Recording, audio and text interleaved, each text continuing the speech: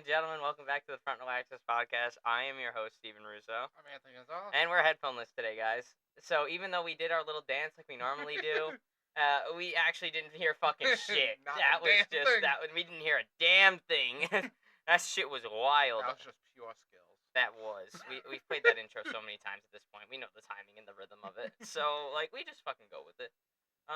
But yeah, guys, so the entirety of UFC 311 just got turned on its head in a matter of on fire. hours. Shit's turned into a quiz. Because, we can never have nice things. Never. Armin Sarukian is out of his fight against Islam Makhachev. And now stepping in, I'm grabbing one too, is Renato Money Moicano. So, I like Moicano. I'm gonna be real. I like Moicano. He's not bad. But I always root for him every single time that he actually fights. But god damn it, guys, do you really think Moicano's gonna beat Islam? I'm gonna be real, bro. I mean, I always look at Moicano as this really good fighter that puts on really good fights, and then that's just it, And I don't ever see him being a champ. I don't ever see him. I didn't even see him competing for a title, but here we fucking are. Yeah, he doesn't scream champion. He also kind of doesn't scream number one contender to me. Yeah, he really doesn't. But I mean, yeah, so fucking Charles is supposed to be the number one contender. They could have called up Charles, but I don't know if Charles would want to take that fight on short notice because I think he'd want to get his get All back. All short notice fights should not happen. Yeah, so I mean, I don't know, but we still got due, and we sipping on it in our sorrows today. For the main event of UFC 311. This wasn't even the co-main event. Brother, it was the main event. I got the fight canceled. I'm like, are you fucking kidding me? Beneil Dariush just got fucked utterly. Yeah. Because Dariush was supposed to fight Moicano. And I'm not telling you that I thought Moicano wasn't going to lose that fight. I did think he was going to win. But it's like, what the fuck with Dariush now? And I mean, it makes sense that they called up They called up Moicano, who's the only ready 155er who's on a win streak right now. Beneil Dariush, despite him being higher ranked than him, he's been on a decline lately, so why would he compete for a title? Justin Gaethje's nowhere to be found since getting absolutely slept by Max Holloway at UFC 300. So he's still trying to wake up. Yeah, and Dustin Poirier just lost, so it's not like he's gonna get his get back there. And I think they're trying to plan something bigger for him because his next fight's for that ankle pit. I think his next fight's going to be his last one. If not next fight, the one after that for sure. If he chooses to fight out his contract. Which, I don't know if he will or not. I don't think he will. But, guess why we can't have nice things, guys? We can't have good contenders. Oh, we can. It's just they won't show up when it counts. God damn it, Armin. He was at the weigh-ins yesterday. He made weight, everything. But that just goes to show, guys, the fight never happens till it fucking happens. This is why I say it every time. I never get too hyped for these fights. Or at least I try not to. I got really hyped for this one.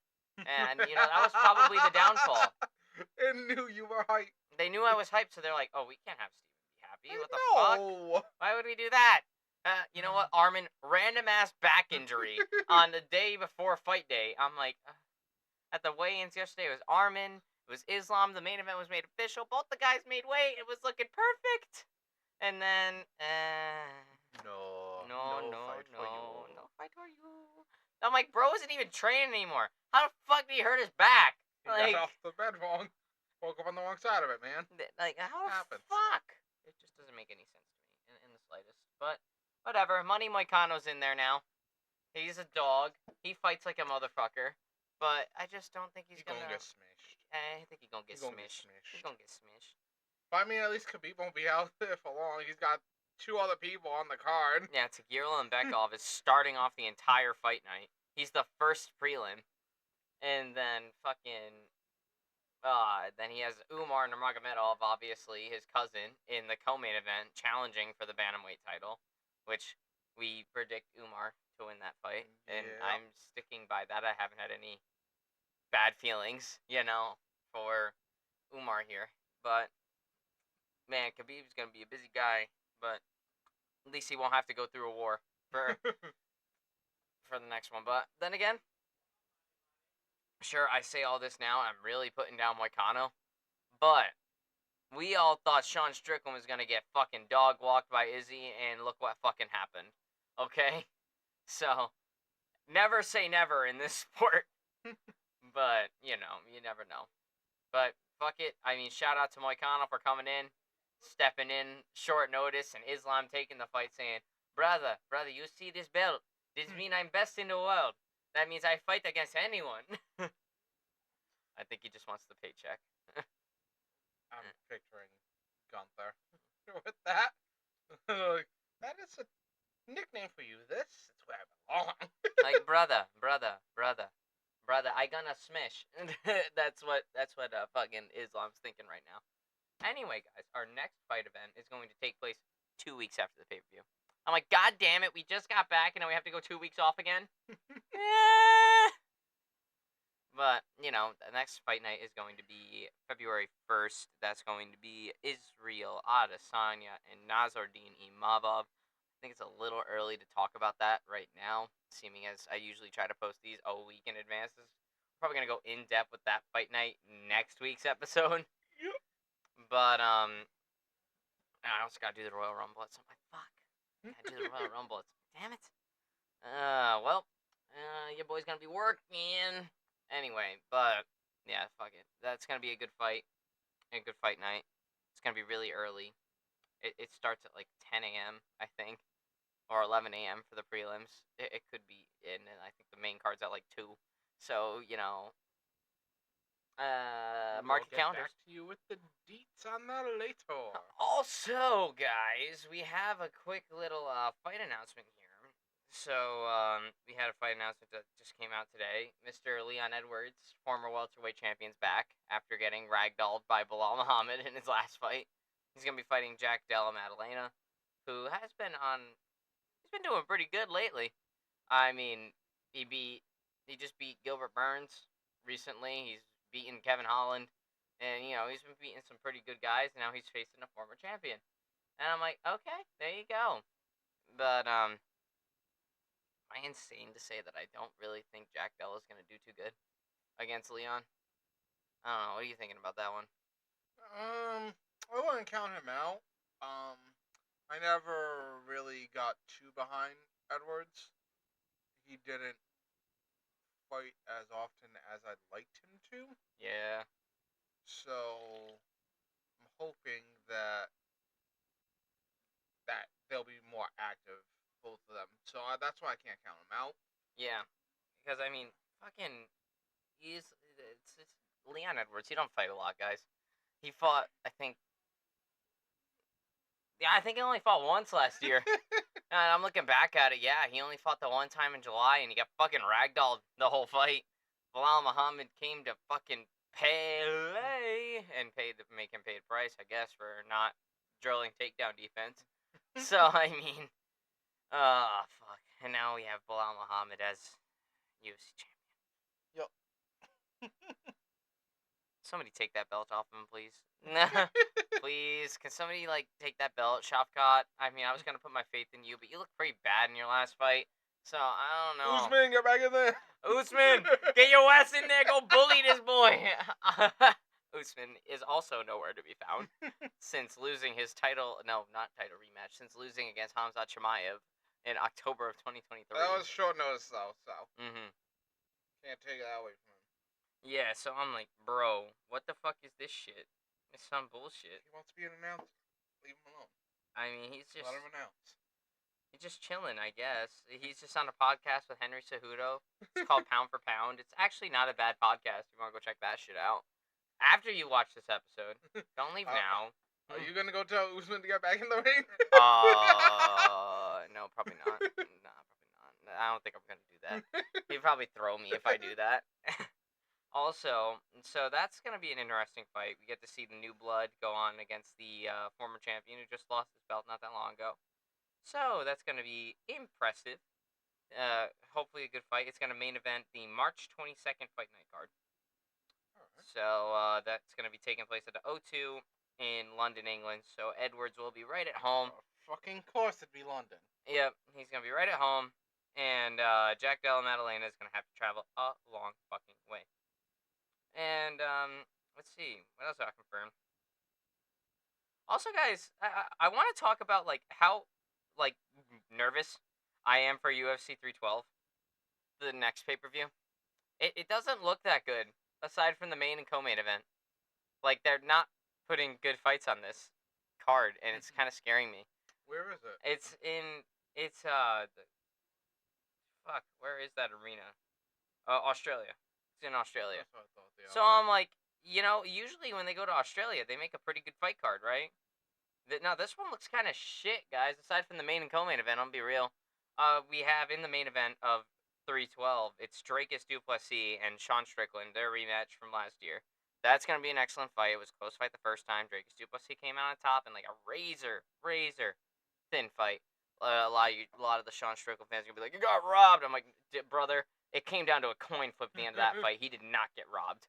It was either guy after that, But It was either, when it comes to that, I think you got to definitively beat a champion, and that didn't seem as definitive as I would have liked it.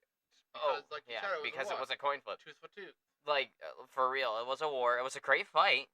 Don't get me wrong, but nobody really came out looking like the champ. I mean, Drakus Duplessis won and became the champ technically, and he is proving himself as the champ. He just beat Israel Adesanya. So I mean, Contender is he? He beat Contender is he at that? Who's like a mythical fighter. So this guy literally has plot armor at this point. So but yeah. So no, guys, I do not think Sean Strickland got robbed. I think it was a super close fight, and it just ended up going to Drakus. And I think it's because fucking Strickland's face got all sorts of cut up in that fight, which I know you can't control when a cut happens, but like the damage goes a long way, guys. So anyway, so we have Drakus and Sean in their rematch, and the co-main event is Weili Zhang and Tatiana Suarez, which that's a great fight. I'm down for that. Tatiana Suarez 11-0. Weili Zhang, just nobody beats her unless your name's Rose Namajunas. So I mean those are good fights. But then guys, listen to the rest of this card. There's only 4 fights on it, and that's according to like Google when you type in UFC schedule. Justin Tafa on a pay-per-view card, dude. He's featured prelim at best. That guy. Yep. And Jimmy Crute, really, on a fight on a pay-per-view card, he's like featured early prelim at best. I mean, I'm not trying to diss them because they're all gonna beat my ass, but they all can beat my ass. But they're gonna be lining up at the door. I'm just saying, Justin Tafa and Jimmy Crute in a pay-per-view card, when Sean Strickland and Drakus Duplessis at the top, and Weili Zhang and Tatiana Suarez is right under. That's a little scary, guys, and that shit's coming up February 8th. It's soon. It's soon, and it doesn't look very good. The prelims, they don't look much better either. Jack Jenkins, I know that guy. He fights pretty well, but at the same time, he's the featured prelim. Huh? You got Jason. Like, just like we have Cody Haddon, Tom Nolan. I'm like, guys, I'm a little scared for UFC 312 right now. I'm gonna be completely and totally real with you. I'm afraid this is gonna be a shit card aside from the main and co-main event. So UFC better stop like announcing main events for March and fucking fix this one right here. You're in Australia. Volk hasn't fought yet. You could give him somebody. You could maybe not Izzy. I think Izzy's gonna wait for a little while. But fucking Volk hasn't fought since February last year. He's ready to go. At least I would think. And he's Australian. People are gonna like that. People gonna buy that, I'm like, give him T-City. Again? I mean, I wouldn't mind seeing that fight again. That was a really good fight the first time. Give him T-City. I don't know. Maybe give him Diego Lopez. Ooh, that'd be fun too. That'd be a fun fight too. Like, I mean, Holloway's not there. He's not gonna get a shot at the champion right now. Yeah, no. Oh, why not call Max Holloway? I don't know. I mean, he did just he wants to eat his ramen. True. But maybe he does a lightweight fight. Maybe he fights like fucking Charles Oliveira or something. I don't know. Or maybe he fights like Justin Gaethje, some bullshit. No, wait, he already fought Justin Gaethje. He beat his ass. Yeah. Maybe he fights. I'm trying to think of people. Michael Chandler. That'd be a fun fight. Max Holloway, Michael Chandler. He got knocked out in October though. I don't know how he's feeling after that. So maybe that might be a quick turnaround. All right, maybe not make Max Holloway fight. But Volk's ready to go, I would say, and he's Australian. Why not bring Volk down? You know, let Volk go in there and fight somebody. I mean, Volk's gonna be there anyway, so. Yeah, I mean Robert Whitaker, that poor guy. I don't fucking know what's gonna happen to him now. That Hamzat Chimaev fucking destroyed him. But recently, guys, I got this while we're on the topic of Robert Whitaker. He just trained with Israel Adesanya recently. That was kind of cool. Seeing these two guys who were like fucking rivals, like hated each other for a minute, and now they're like training together.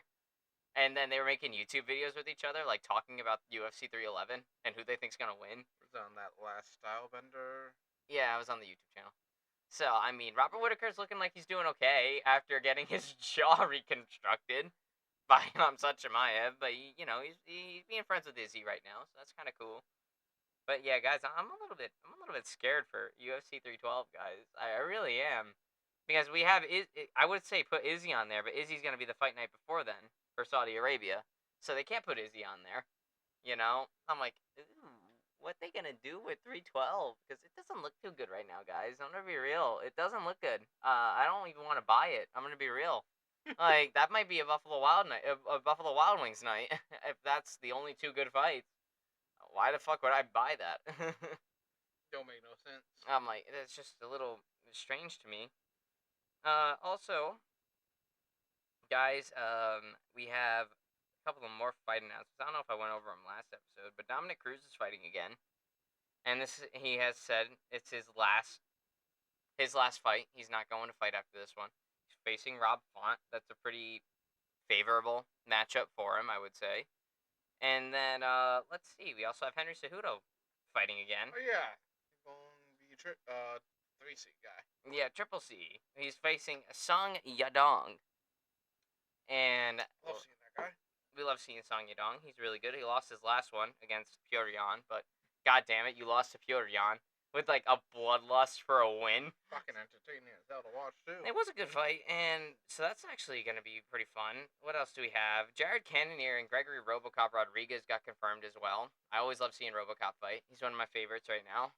And Jared Cannonier, man, ooh, he got fucking oofied in his last fight. Bro got knocked the fuck out.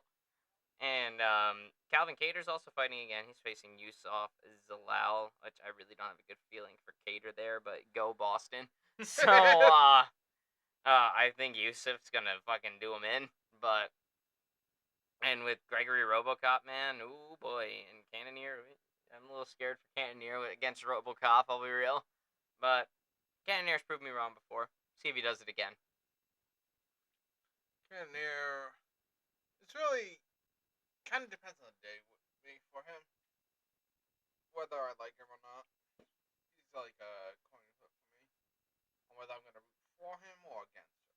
It usually depends. I mean, if he goes out there and puts on a great fight, then we're gonna say, yeah, we love Jared Cannonier. But if he goes out there and does like what he did against Izzy, just stood there and did fucking nothing, while Izzy, then we say get him off.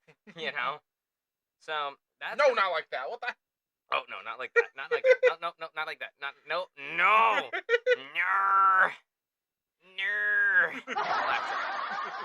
Laugh track. Anyway, also on that card where Henry Cejudo and Dominic Cruz are probably making their last fights of their career. Curtis Blades is fighting again. He's coming off of a win against Jailton Almeida, who's fighting tomorrow on UFC 311. So, that'll be a pretty fun fight. We also have Edson Barboza on there. Barboza. We love seeing Barboza fight. Does he always win? Not really. But, not really these days. But was he a savage back in the day? Fuck yeah, he was. So we always like seeing him. Also, we have Brendan Royval and Manel Kape. They're going to be fighting on a Fight Night main event. Alright. So, Royval's back. Good to see. I'm just kind of going over what's... Steve Erceg's on that card, too. Hopefully he can bounce back after getting knocked out by Kai. So those are some more fight announcements for you that came out recently. We're gonna know more details about them as their time approaches course. Of course. And then we also, on that same card that we're going to see Leon Edwards and Jack Della Maddalena fight on, Jan Blachowicz and Carlos Ulberg. That's going to be a fun fight. I always like seeing Jan Blachowicz. He's one of my favorite guys to watch. I don't think I ever rooted against him. To be honest. Even when he fought Pereira, I was rooting for him. Like, I'll even die on the hill that he beat Pereira in that fight. Yeah, I think But he was robbed. I think Jan Blachowicz got robbed against Alex Pereira. I mean, I love Alex Pereira. Don't get me wrong. Yep. We love Poatan as much as the next guy, but Jan Blachowicz beat that ass in the UFC debut, in the UFC light heavyweight division debut, and he got fucking robbed. So, and Ulberg's just been on a tear lately. He's only lost once, and he hasn't lost in years. So, and he trains with Volk, and he trains with Izzy, so he comes out of a pretty good camp. So I'm excited for that fight. Do you think there are title implications for that one? I would love to see a title come out of this, Mm-hmm. just because I love them myself, both of them. Yeah. So I wouldn't be disappointed If the winner of this fight got a title shot. Yeah, because also we have a big light heavyweight fight coming up on 311. We have Yuri Prohaska against Jamahal. Or Jamal Hill. So Jamal Hill, he got fucking booed out the building at the press conference. I was like, damn, y'all really hate this guy. I mean, he doesn't really take losses very well. Or at least that loss to Pereira, he did not take very well at all. I want to say, with Jamal Hill, I don't think... No, I'm not going to say that. Most of the time, I don't ever get impressed by him. Jamal. Most of the time. And then Yuri Prohaska, man, I mean, his fan base just is swelling to this day. When Jamal Hill got booed out the building, Yuri Prohaska got thunderous applause. So, I mean, it's obvious who the fans want to win this fight. We also predict that Yuri Prohaska is going to win the fight. But I gotta give credit where credit is due. The more careful and precise striker is Jamal Hill in this scenario. But I still think Yuri Prohaska is going to be a little dog and go in there and beat that ass. And I don't think the winner of that fight should get a title shot at all. Would you? I mean, they both just lost to Pereira. They both are former champions that went and challenged Pereira and got knocked out by him in their last fights, respectively. That's why we need new competition for Pereira to fight. So that's why I think Jan Blachowicz and Carlos Ulberg is more of a number one contender fight than Jamal Hill and Yuri Prohaska, despite Yuri Prohaska and Jamal Hill being ranked higher than both of those guys. It's either that or the winner of Yuri and Jamal fights the winner of this one, So, which even then, it would be... Actually, no, that wouldn't be a rematch for either guy. They haven't fought each other yet. Jan Blachowicz hasn't fought either of those guys. The only guy who's fought in the light heavyweight division that's currently ranked at the top is, the champ. So, and plus the fight that Jan Blachowicz had with Alex Pereira was 2 years ago. So it's kind of a new matchup now, And with the way that Jan Blachowicz looked in that last fight, me saying that he got robbed of that victory against Alex Pereira. Yeah. Then I'd love to see that fight again. And I'd also love to see Ulberg fight him again. So, Ulberg never fought him. Or I would love to see Ulberg fight again. You know what I mean? So, I don't know. I think that one has more title implications than the one that's happening this Saturday. Just off the top of the head. Also, Molly McCann's back. Ew. Gross. No. I'm all set. Please get absolutely ended by Estela Nunes. But let me tell you something. Estela Nunes is 6-5. So, I don't think she's gonna be losing that fight, Miss Molly McCann. I'm like, well, fuck me running then.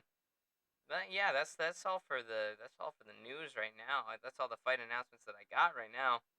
Shit. That was quicker than I wanted it to be. We're only 24 minutes into this bitch. Thoughts on the switch 2? Thoughts on the Switch 2 being announced. Oh, the new Nintendo system. Yes. About time. I'm gonna say that. Yes. About time. Nintendo. I'm glad you fucking decided to make a next gen console finally. I will say, Nintendo, you're a few years behind, but you got there eventually. I can't say I really like your licensing practices, No, their licensing practices kind of suck. It's really communist. but that I get to see continuation of series I like. I'm always there for. I mean, have they announced what the launch games are gonna be with that console yet? I haven't seen. I just know No. the Switch 2 got announced. No, but I'm suspecting that the new Zelda game is going to be on that one for sure. Because what the footage that was shown on it, a lot of people, including myself, thought that the graphics of a regular Switch or even the OLED would not be able to to run the specs that The new new games are coming out Zelda with. was having. So is this gonna be? I know Breath of the Wild was that a prequel? So I forget. Where's Breath of the Wild fall in the everly I'm pretty complicated sure. Zelda timeline? Pretty sure it's towards the end of it. Like this is after Ocarina. This is after. So it's future. So it is a sequel. This is after Phantom Hourglass and the other one, Wind Waker. Yeah. After what the hell's my favorite one? That Twilight Princess. Is all after? Yeah. Okay. So like that's how that like at Ocarina it splits into the 3 timelines. Shit. Yeah, that's right. I forgot about that. So this is kind of where they start merging on the further end. And then the one before, the Tears of the Kingdom, was a direct sequel to the Breath of the Wild. Let me tell you something, man. The fucking Zelda timeline fucks me up, dude. Yeah. I've tried to read that thing for years now. I can't fucking do it. It's so hard. But then at the same time, I was able to read the Five Nights at Freddy's timeline, which is also ultra fucked. So I mean, I guess if I just did more additional research, I'd probably get it down. I But literally just looked at a graph. This is the consensus that most people go with. Like, alright, I'm gonna go with that. and the Zelda timeline is fucking weird, bro. That shit sucks. But it's Yeah. also beautiful all at the same time. I like how it has different routes you can follow with sequels inside the little routes, but the over-expanding timeline of it all, it's just crazy. Yeah, but I gotta say though, back to the Switch 2 itself. The Switch 2, I gotta say, once again, about fucking time, Nintendo. We've only been in next gen since 2020. It took you 5 years. So, they got there. It took you 5 years, but you know, you got there. So I guess I can't really say nothing. So But I'm gonna say a Zelda game, probably. Pokemon game, I think there's gonna be another Mario Kart a game Mario game.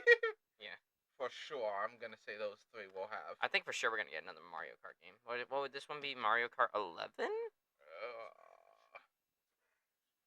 I don't know if it's 11. Is it 11? I don't know. It's because like I know there was 7, 8.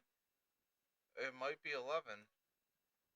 Because I know they, like, with the Super Mario Parties, too, they decided to change the whole name. Like, yeah, we got too many numbers.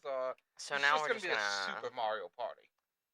Yeah, so I don't know what's gonna go on with that, but regardless, I think we're definitely gonna get a Zelda game and a Mario game that comes out with this. You don't think Pokemon or? Yeah, I mean, a new Pokemon game tends to come out bi-yearly, like one every 2 years. So, I think there was one that just got released like last year. So I think, I guess it would be just on I time. think I saw Mystery Dungeons is supposed to be coming out. Yeah, but I've always noticed it could be a Pokemon game. Maybe there's a Pokemon game. When I think about it, I think, like the Macy's Thanksgiving Day Parade. There's always a Pikachu there, you know. That's true. This is true. But yeah, when did they say they were gonna release that? I don't know if there's an official date yet. I'll be honest. There's no official date yet. I don't know yet. Fuck. Just teasing. What the hell, yeah, Nintendo? Although I will say, I'm happy you guys made it to next gen, but you couldn't think of another name. You couldn't think of another name. Like, you know what Switch 2. You know what? Yeah. You know what I want from you, Nintendo? another DS. I want the game to go into my pocket so I can take it from place to place. I don't want to have a case so I can play it like this and not see anything. Oh man, I mean the DS days, man. Those were the fucking best. I'm gonna be real. The DS days were fucking goated, but unfortunately, I just don't think there's a place for them anymore. I think they're completely obsolete now. So they Well, filled a void for a bit though. I would dispute that. Would you? If only because when you think of mobile games, you're already thinking cell phones, but they don't have a title tied to them. You can't play a Zelda game like this. Yeah, You that's can true. play clones, Pokemon. Good luck with that. Yeah, good luck with Pokemon on mobile. Mario. You're not getting that on a phone. Yeah, that's true. It just doesn't. It can't process that.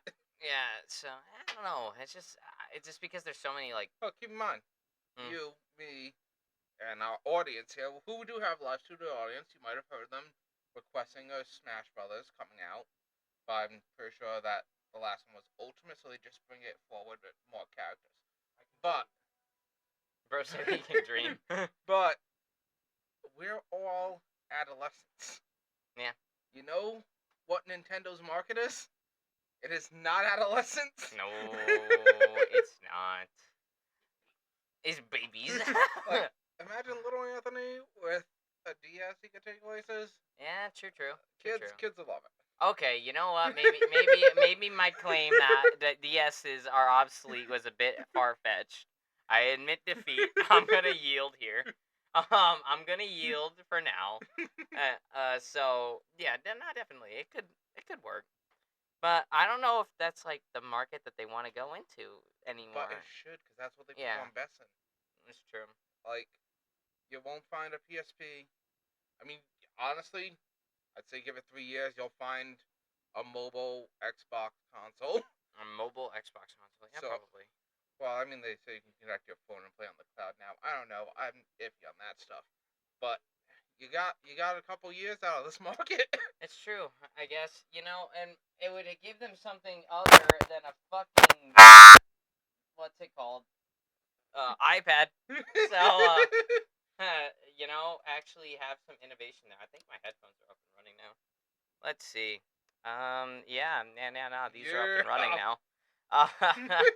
So, if you want to plug in and hear yourself talk, by all means, go right ahead. I hear myself talk all the time. Come on. All right, go ahead. I might get some mad feedback though, so just be aware. No, there would never be mad feedback. Especially not with my janky ass switchboard that I have in front of us. Janky ass switchboard that we love. All right. Okay. All right. Okay. All right. Yeah, and this is better now. Hey guys, look, we actually can hear ourselves now. We can hear what we're saying now instead of just guessing we're being picked up. Yeah, so I can hear it. We sound pretty good, But so Switch 2, I'm excited. I don't know if I'm gonna pick one up for myself or not. I might just. We're not the real market. I'd say we get them later when they go down in price. That's what I'm saying. Maybe a used one if even. I don't know if I'm gonna buy one at launch. I'm gonna be honest with you guys, because I'm a very honest guy. I haven't played the last Pokemon games through and through. The last one I played through and through was the Alolan Islands, whatever the hell that was. Yeah. No fucking way. But here's the thing. As a diehard Nintendo head, I own all the other ones. Like, I own Legends of Arceus. I own Sword and Shield. I own what was the other one? Ultraviolet and whatever that other one. Scarlet and Violet. And I got the set with both of them to play through both of them because I'm a diehard fan who is not gonna admit that Nintendo just wants to make twice the money from me. That's exactly what they're doing, Anthony. No. I hate to say it. That's probably exactly what they're doing. Nintendo wouldn't do that to me. They would, though. That's the thing. So. Oh. No, that's a big stick in the mud with me. Where the fuck are the versions where they're combined? Come on. Yeah. You had yellow version, you had emerald version, you had platinum version, you had crystal version. Yeah, it doesn't make any sense. That really got at me. I'm shocked that you didn't play through Sword and Shield at least, really. I can understand Scarlet and Violet and Legends Arceus, but But, Sword and Shield, really? but the problem was that the generations before that, my data got corrupted, so I lost all my data back from Game Boy Silver version. Ay. Yeah. Oh. Yeah. Yeah. Oh, brother. Why?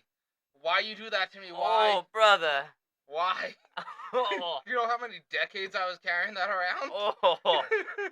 My heart just broke for you. Oh, brother, that's like 20 years worth of progress fucking gone. Oh, man.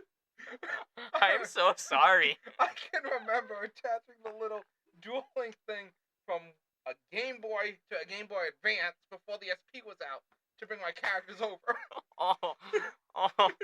Was there a way that you could bring it from like the SP to like the DS too? Yeah. Yeah. Yeah. There was a way. So it went Game Boy Advance SP if you were cool. I was not cool for a very, very long time. It's not cool, he said. Regular DS, then 3DS. Yeah. 3DS was that was a. Remember the 3D craze of the late 2000s and early 2010s? Oh yeah. That was fucking weird. I'm like, why did everything all of a sudden need to be 3D? Newer, shinier, better. I mean, like 3D movies or like The Thing that made a 3DS, like made a big marketing campaign off of it being 3D. They had 3D Doritos. I'm like, why is everything 3D? Do you guys not know that we live in 3D? Like, it just because you made something pop up off a canvas a little bit more doesn't make it 3D. You live in it. So I mean, that was I think that probably got killed off by the whole VR headset. yeah, but I'm like, yeah, where did this 3D what was up with that? You know what I do love that I don't think was ever like publicly made What? aware for the general populace? It's something called the HoloLens. And what's that? That shit was crazy. After we're done here, I'm gonna have you look up Minecraft HoloLens. You're gonna HoloLens. be like, why didn't this happen? That was like a decade ago. What was it? Can you like explain it? You know, a VR headset. Yeah. Think that more compact in glasses. So like we're talking like the Oasis from Ready Player One type deal. Yeah, except you didn't need a hookup or anything. You could take it with you. It was on like a charge type of thing. Like the way they played Minecraft with it, like just the table, the fucking squares would load up. You'd be able to move around in it and everything. It was like AR shit. Damn. That was awesome. I don't know how I missed that. I was internet conscious by then. So I mean, how did I fucking miss that? Or so Damn. at the one E3 press conference, I'm like, I'm getting this as soon as it's out. I don't believe I've ever seen it happen. Damn. But yeah, that was a weird back to 3D craze of the 2000s. Oh yeah. That was fucking weird. Well, then you had people trying to one up each other. You went with the 3D TVs to the curved TVs to the 4K TVs. And you can't forget it when people started going 40.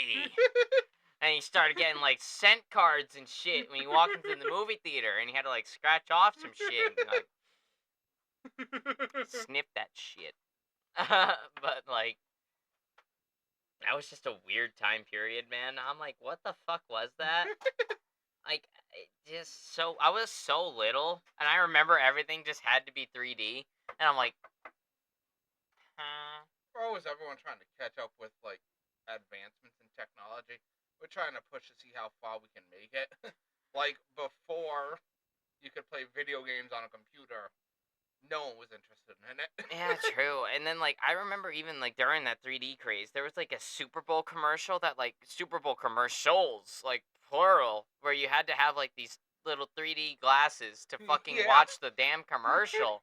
I'm like, huh? And like there were even like iCarly episodes with like the 3D camera, and I'm like, what the fuck? And I'm like, what? Where did this come from? We don't know where it's from, but we need it in everything. Yeah, it was in an iCarly episode. I remember everybody wanted to see the 3D movie. Nobody wanted to see the 2D movie. That shit was ass. When I was a kid, you wanted to see those 3D movies, and not even like with those like black glasses, with those fucking white ones with the red and blue Yeah, red and little blue, cutouts in them. Like, yeah, I mean, seeing damn. Avatar with that was amazing. Yeah, I mean, when we saw the second Avatar, we saw it with the glasses. Obviously, we did the whole experience. It didn't leave me. It didn't make me want to throw up after, because every single time I saw a 3D movie, bro, I just wanted to fucking throw up. Like every time, I just could. My stomach didn't like it. Like it went yucky. Went, And like I remember, I was trying to watch the 3D commercial for the Super Bowl. I was like maybe 5 years old, and I couldn't fucking do it. My stomach hurt. And I'm like, what? What? I can't do it. Why? Why can't I do it? That's left behind by technology. I really was. And guys, that's how my trauma started. But yeah, enough about that. Fucking weird ass shit. I don't know how that fucking happened. But anyway, what the fuck were we talking about? Jesus. This is what happens when when it's too early to predict MMA fights, and there's an MMA fight this weekend. And usually we try to make these things in a week in advance, and usually when the UFC's running on a weekly basis, then I'm able to time it out, but today was just a weird one. I was like, I don't know, we gotta make something, because I gotta stay in this routine, because if I don't stay in this routine, I'm just gonna fall fucking out of it again, and then it's not gonna be good.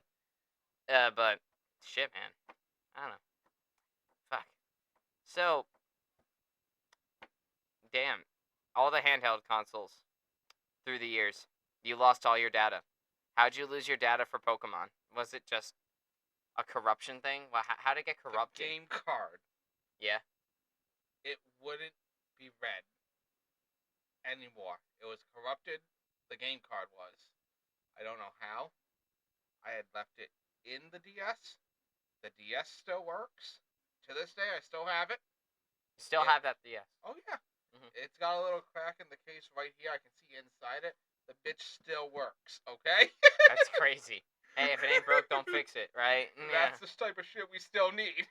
Hey, if it ain't broke, don't fix it. They built shit to last back then. So then, after that, and after losing all my data, I never got to play through X and Y all the way. Those Pokemon looked awesome. They were awesome. I played that game. From there to Sun and Moon. Sun and Moon was awesome. Which was, I'm not going to say awesome, because, like, the other games were awesome. It was cool. It was cool. It was different. Sure, with the Totem Pokemons and the Ultra Beats.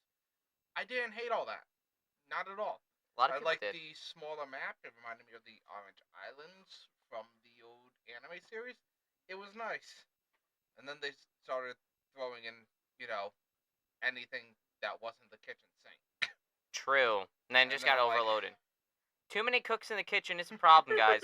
And that's exactly what happened there. But yeah, I remember playing Sun and Moon. It wasn't bad. It wasn't a bad game. I even played the Ultra version of the other one. I didn't play the Ultras. I was like, it's just Sun and Moon again. Why would I want to do that? But then I realized it was Ultra Beast, and I missed out my opportunity to catch an Ultra Beast. And I'm like, fuck. But that was a while ago now. I don't think I've liked the stories of Pokemon as much as Platinum, and I probably haven't liked them since the Y one. Probably left a bad taste in my mouth. Because then I hear, oh, by the way, there was a giant ancient war, and now all this ancient shit is going to mess with all the modern shit in the Pokemon universe. And I'm just like... Excuse me, bitch? While we're on the topic of Pokemon, because that just looks like where we're going today, man. While we're on the topic of Pokemon, did you watch Pokemon Journeys? Is that the new one? Yeah, the one on Netflix. No. I think it's Netflix. I didn't... I watched, maybe 3 episodes, and then I dropped that shit. I think I'm on episode 758 of Pokemon. Wait, and that's in... So wait, you're not even in X and Y yet. No. You're in Black and White still. I'm at the end. I'm at the League, but it's hard to find a fucking place to watch it. Yeah, sure. Because Nintendo wants to be fucking assholes with the license. I think they have a special Amazon extension that you have to buy in for $13 a month if you want to watch all of the Pokemon. Yeah, that's right. Because it isn't fucking impossible to watch like the series in order. It really, really did. It really made it bad. And I'm like, while we're on that topic, you know what? I'm opening a whole other can of fucking beans. Okay, Nintendo, what the fuck? You guys suck lately when it comes to this licensing That license bullshit. has always been shit. Has it always been this bad? Mm-hmm. I feel like it's only been this bad like recently. No, you're probably just noticing it lately. But whenever you were a kid, you could realize you could get games on Sony. You could get games on like Xbox, Dreamcast, PlayStation. All of those games would eventually go onto the other ones, except for Nintendo games. The only exception was when they bought out Sega, Yeah. and then they had access to Sega games, and Sega was allowed to go on different ones, which is why we can play like Sonic and shit. What else came out of Sega? Uh, I know Sonic's the big one.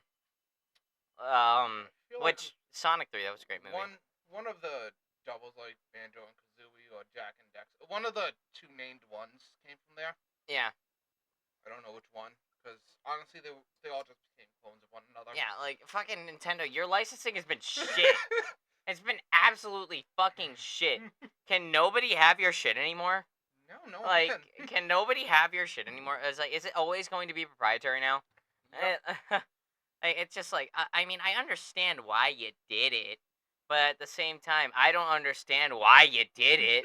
You know, I get it. You want to keep your own intellectual property, but kind of a narrow-minded thing. Like this loop here, this is a small loop. This is a big loop here. These are loops in the wires that you see. So one's like this, one's like this. So Nintendo's like this. They're like, hey, if we're the only ones who sell our games and our songs and our music music is a big one for them. and all our animated series, we get all that money. Meanwhile, you got over here, everyone else, they're like, yeah, I see what you're doing there. I think we're making more money with it being available to more people and more fans. We're gonna keep with this. You stick with that. And god damn it, are they gonna take it and run with that? You want to play Mario? Bet your ass you better be buying yourself a Switch 2 if you want to continue playing Mario. Get yourself on Nintendo. You want Pokemon? You know where you gotta go? Get yourself on a Nintendo. I'm like, you wanna play some Zelda? Nice game. We got a new one coming out. Claymation style. Get yourself on Nintendo. Which, I mean, I guess that's okay. But for people that can't afford to buy another fucking console in the house and I want to continue my favorite series, it makes it really hard. So, you know, that's that. Nintendo just you like hope and seethe. Jesus Christ. I need another beer. I need. I'll take another deal. I can't be drinking on the podcast. I can't be doing it. Come on, Steven. You have to be jittered and fucking sugar blasted to do this fucking podcast. If you are not jittered and sugar blasted, you're not doing it right. Alright. So, yeah. Nintendo, you are on the chopping block today, but we're also going to praise you for some things. I will say, those characters are insanely unique, and everybody knows them. And you've kept them in your grasp, and have let nobody touch them. Which, on the one hand, that's good for you. On the other hand, it's also bad for you. So... I'm bringing into, like an example. You think that's what they did with the, Halo series? With Xbox and Halo? Yeah. I Halo mean, is fucking iconic. Master Chief is fucking iconic. It's true. I mean, it works. He kept it proprietary. It just got put over to Steam, like within the past 2-3 years. Before that, it was Xbox It was only. Xbox purely. Not even Microsoft. Xbox only. Yeah, it's crazy. Yeah, but like at the same time, I'm gonna commit a giant sin, guys. I was never a big Halo guy. I played Halo games. Obviously, I grew up with an Xbox, so obviously I played the Halo games, right? I grew up with an N64. Yeah, like I have one too. It's over there somewhere. But I grew up with an Xbox, so obviously I played on the Halo games. But and the Halo games were great. I played Reach. Reach was fucking phenomenal. top to bottom, that game was fucking fantastic. One of the best I've ever played. I played 4. That was okay. Multiplayer was like Call of Duty V2, but it was still halfway decent. I nuclear take right here. I fucked with the Halo 4 story. That shit was awesome. But Halo 5 story, ass, terrible. The thing that it was 5 was their story sucked, but their But the multiplayer was excellent. Their multiplayer, that's the best multiplayer I've seen from Halo. For real, it is. It was still relevant even years after it came out. Dude, I would play that right now over Infinite multiplayer. Yeah, me too. And I played Halo Infinite when it came out, mostly because I had the means to do so. Mm-hmm. So I played it, and I was like, eh. And I never played like the early days of Halo either. So the fact that Infinite was free for most players with Game Pass and accessible over pretty much everyone's household, Yeah, was really good to them. I think what they did with that was they pulled off a Breath of the Wild. And what I mean by that right now, just so that you guys are clear, is when a long-standing game decides to switch up in order for it to continue succeeding, so you don't get like a carbon copy of Halo 4 when you're playing Halo 12. They tried adding in free roaming. They added in, destinations to teleport to, open world ish, which I will never take away from any long-standing license to try branching out. That worked really fucking well in Breath of the Wild. Too fucking well. Where Tears of the Kingdom became a carbon copy. This new one coming out, I know what it's called. Maybe I'll think of it later. It's going for a different art style and everything, and yeah. I like that. I like them branching out so that it's not stale. And I like refreshing. So I'll never take that away from Infinite. I will say, I never beat Infinite. I got too caught up in collections and too busy with work, and I still have every intention of beating Infinite. I don't. At some point. I don't. Actually, I'll probably do it with our other cousin, Austin. Yeah. Because we're playing through all the Halo series on Legendary difficulty. Ouchie. I never played Halo, nor Halo 2, nor ODST, nor Halo 3. I've heard great things about them. Yeah, I was going to say, I'll be honest, you missed out on a great story with that. Yeah, I know. And, I caught up with it later, and it was awesome, but I've never experienced it for myself. If you ever want to play through it on fucking easy, I already did Legendary. We'll just get you through the story. It's fun as fuck. Yeah, maybe. But it's just, I never played those games. I never played them for myself. Obviously, I did my research later on, and I learned the story and how it all correlated. But, like, I don't know, I never, played it for myself. And I will always say learning a story and experiencing it are different. That's why I won't watch any long plays of games I plan on playing myself, because I want to experience that and I don't want that to be ruined by somebody else. Yeah. Any series that I might not be watching or that I'm iffy on if I'm gonna play through, I will watch a long playthroughs. That way I see what the gameplay was like. Now A equals B equals C. Yeah. So now you know. But yeah, no, I never experienced it for myself. My first Halo game was Reach. But I played it like years after it came out. Yeah. Like it came out in I think 2010. I think I played it in 2013, 2012, around there. Which so it wasn't too far removed from when it last came out. But at the same time, I was a little late to the party. But I did love Reach. That's one of my favorite games of all time.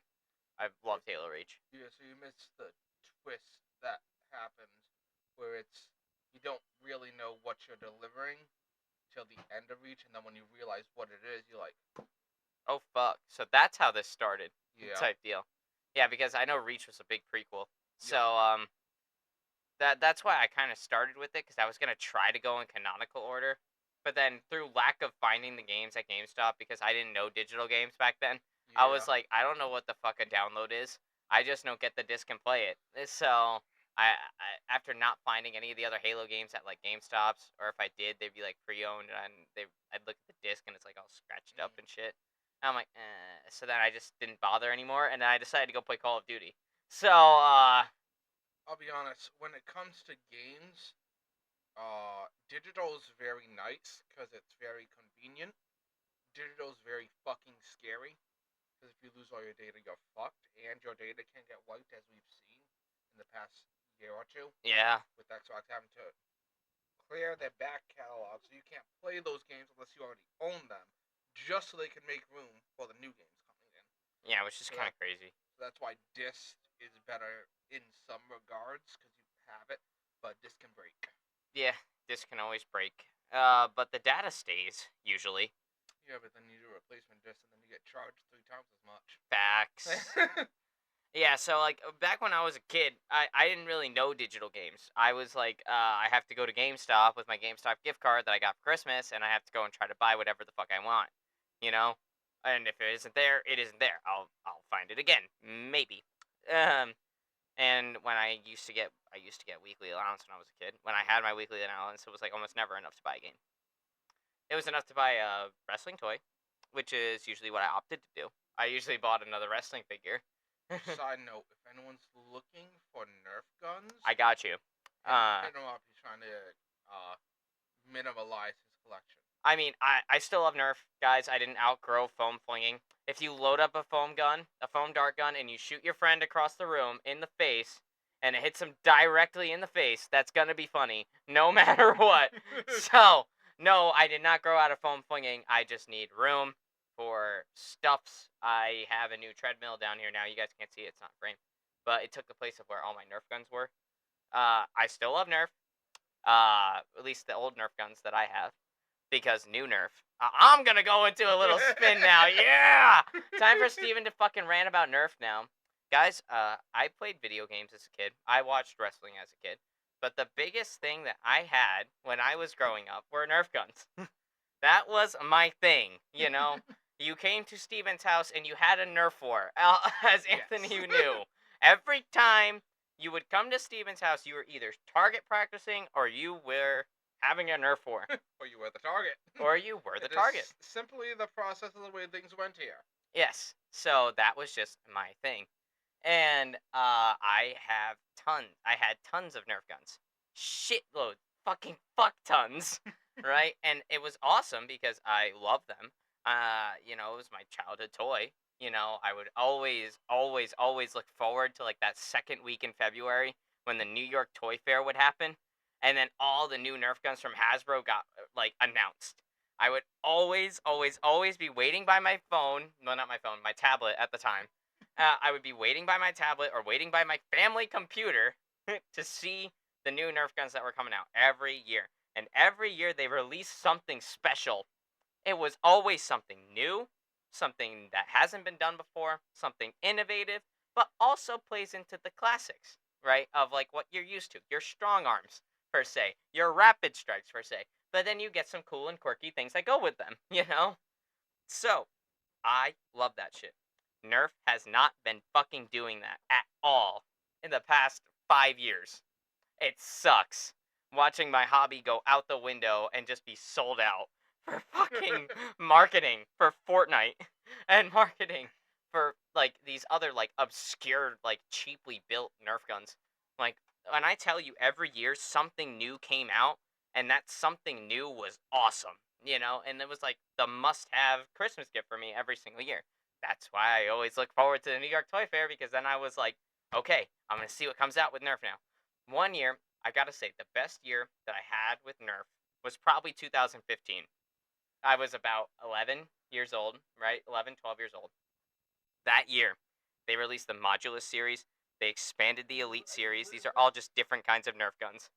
They expanded the Zombie Strike series and they introduced the Rival series all in the same fucking year.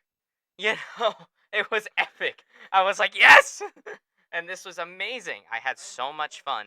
And guys, it's just not like that anymore. And it doesn't mean, like I said, I'm getting rid of a lot of my Nerf guns that I was hyped for. But it's because I don't really have time to use them much anymore. And also, they're taking up a lot of space, and this space needs to be occupied for other things. So, no, I have not grown out of foam flinging. I fucking love that shit still. But I'm only keeping a few, like, Old guns that like mean something to me. Everything else is going bye bye.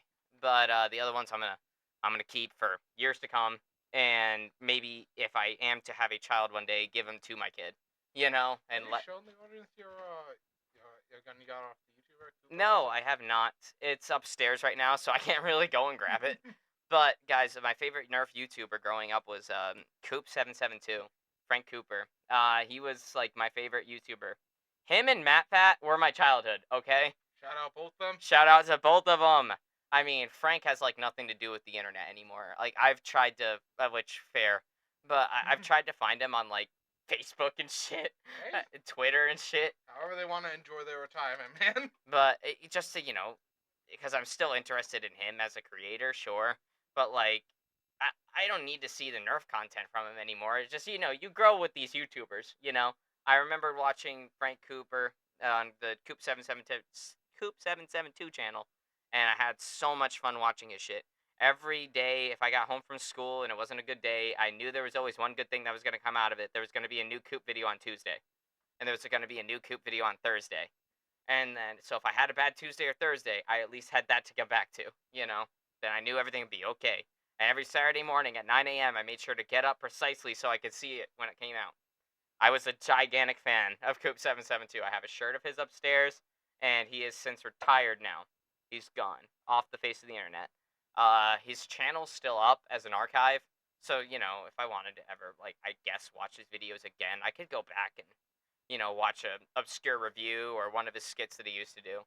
But I was a gigantic fan of his, and when he went away, I gotta say, guys, that was a big part in the reason why I kind of stopped looking at Nerf anymore. I mean, I already knew it wasn't going down the right way anymore. By the time he retired, like they were putting out 3 years worth of garbage, and it just wasn't new. It wasn't innovative anymore, and it made me really fucking sad because every single year there'd be something new that would come out, something original that they thought of. Now it's just, oh, that's a gun in Fortnite, copy paste, print the gun out, let's sell it, and it makes so much more money. And I mean, it's true. If you make something that looks like something that's in a video game, kids are gonna want to buy that shit. I would have done it if I was 8 years old and was a big Fortnite player and saw the Nerf gun in the toy aisle at Target and said, yes, I totally would be doing that if I was a kid now. But the thing that made Nerf special for me, for all the years that I was with it, was how new and innovative everything would be. Every year, there'd be an original idea. Now, there's no more original ideas, and the original ideas they have are just so wackadoodle and insane, which that was always like a charm of Nerf, wackadoodle and insane shit. But it's so wackadoodle and insane that it just is stupid. And then they overprice the fuck out of it. I'm like, yo. And like even watching the Coop reviews towards the end of his career, like of the new Nerf guns that were coming out, I had no intention of buying them at all. But I still watched it because it was him. But like then I would see like the decline in like the how Nerf guns were made, and they would just end up being these like carbon copies from video games, or they would slap together two pieces of plastic with some highly reinforced snaps, not even screws anymore. I'm like, you couldn't even pay the extra, what, 30 cents it takes to put screws in the gun and actually, like, upgraded internals? No, of course not. So, it's all pennies and dimes, guys. But, I just saw it becoming less and less original and more just a carbon copy of Fortnite. And I'm like, that's fine and great. They made a couple of cool looking Overwatch guns. They looked like straight out of a video game. But like I see it happen, and then I was like, this isn't it. This isn't what made me fall in love with Nerf. This isn't what it was. And that's why I don't think I'm ever gonna buy a Nerf gun again. I'm gonna be real.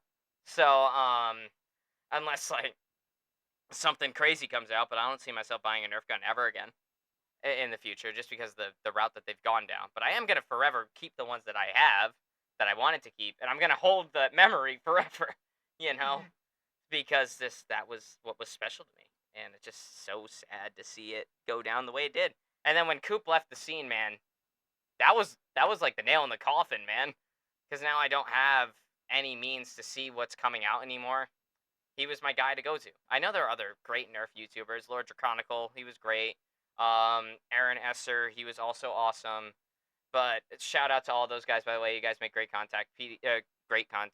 pt2 Films, they're all still killing it now. but like they weren't Coop, and that's just who my guy was. If it wasn't Coop, it was nothing. It's Coop or nothing. And when he retired, and he made that video, after bawling my eyes out, I decided he said that he was selling all of his Nerf guns, and I'm like, I have to buy one of them at least, and I did. I paid like $200 to get one of his guns shipped to my house, and I had him give me a little autograph card. It's framed over my TV right now. I see it every Saturday when I'm watching fights, and I see it whenever I'm down here just enjoying it, and I look at it.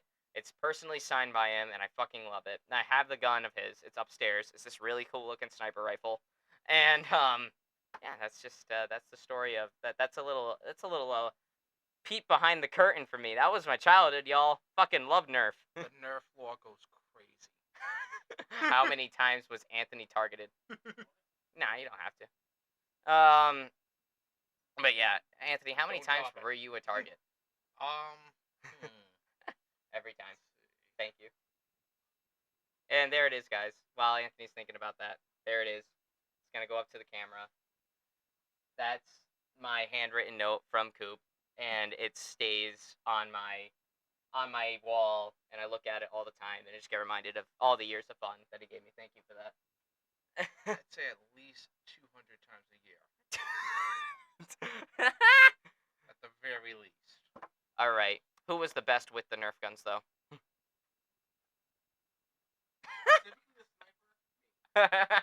Isaac said specifically with the sniper, it was me.